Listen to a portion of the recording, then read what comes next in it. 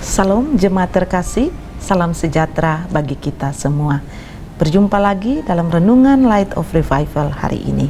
Kita akan sama-sama belajar firman Tuhan di dalam Injil Yohanes pasal 21 ayat 12 dan ayat 13. Demikian bunyi firman Tuhan. Kata Yesus kepada mereka, "Marilah dan sarapanlah." Tidak ada di antara murid-murid itu yang berani bertanya kepadanya, "Siapakah engkau?" Sebab mereka tahu bahwa ia adalah Tuhan. Yesus maju ke depan, mengambil roti dan memberikannya kepada mereka. Demikian juga ikan itu. Dia tetap melayani mereka. Saudara yang terkasih dalam Tuhan Yesus Kristus, kalau kita memperhatikan konteks dari bacaan ini mengisahkan tentang penampakan Tuhan Yesus untuk kali ketiga kepada para murid, dan tepatnya penampakan saat itu terjadi di pantai Danau Tiberias. Sebagaimana di dalam bacaan kita di ayat yang ke-1, kemudian Yesus menampakkan diri lagi kepada murid-muridnya di pantai Danau Tiberias, dan ia menampakkan diri sebagai berikut. Yesus ketika menampakkan diri kepada para murid, apa yang dia lakukan? Di ayat 13 dia katakan, Yesus maju ke depan, mengambil roti, kemudian memberikan kepada para murid juga ikan. Dia datang ke depan mereka, dia membagi roti satu persatu kepada murid-murid dan juga ikan, kemudian mereka makan bersama. Pelayanan yang tidak berubah dari Tuhan Yesus.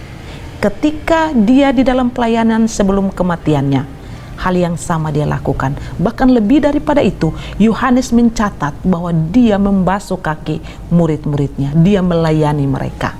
Dan lagi, ketika dia bangkit, hal yang sama dia lakukan. Dia tidak berubah sedikit pun. Dia tidak menuntut pertanggungjawaban dari para murid. Dia tidak marah kepada mereka. Kenapa kalian melarikan diri ketika saya disalibkan? Mengapa kalian melarikan diri ketika saya ditangkap di Bukit Zaitun? Mengapa kalian menyangkal bahkan mengkhianati aku? Yesus tidak menanyakan semua itu.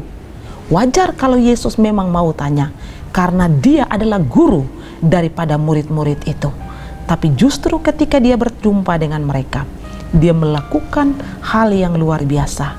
Dia tetap melayani mereka dengan cara yang sama sebelum dia mati. Saudara terkasih, ada satu teladan yang begitu indah dari Yesus yang kita bisa belajar tentang melayani. Melayani dengan penuh kehangatan.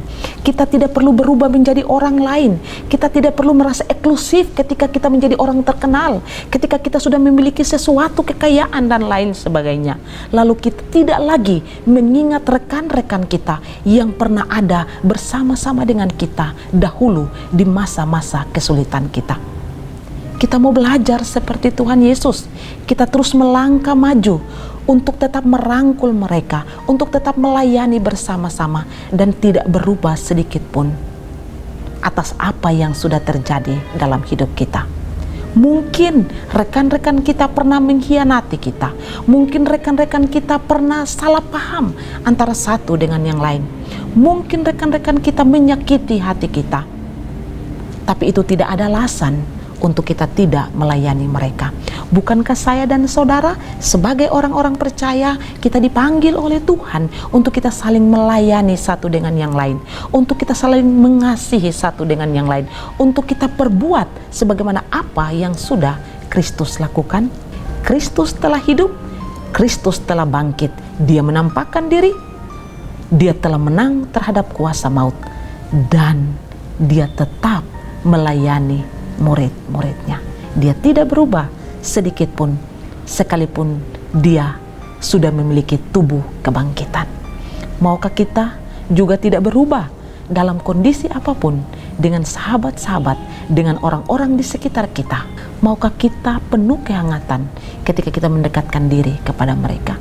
Belajarlah dari teladan Kristus, melayani dengan penuh kehangatan, ada kasih, dan tidak ada perubahan yang kita nyatakan bagi orang-orang yang dahulu pernah bersama-sama dengan kita. Kiranya Tuhan memberkati kita. Mari kita berdoa. Tuhan, kami bersyukur untuk firman Tuhan, teladan indah dari Kristus, bagaimana melayani dan tidak berubah sedikit pun dalam hidup terhadap orang-orang yang pernah ada bersama dengan kami. Terima kasih untuk firman-Mu yang menguatkan kami, di dalam nama Yesus. Amin.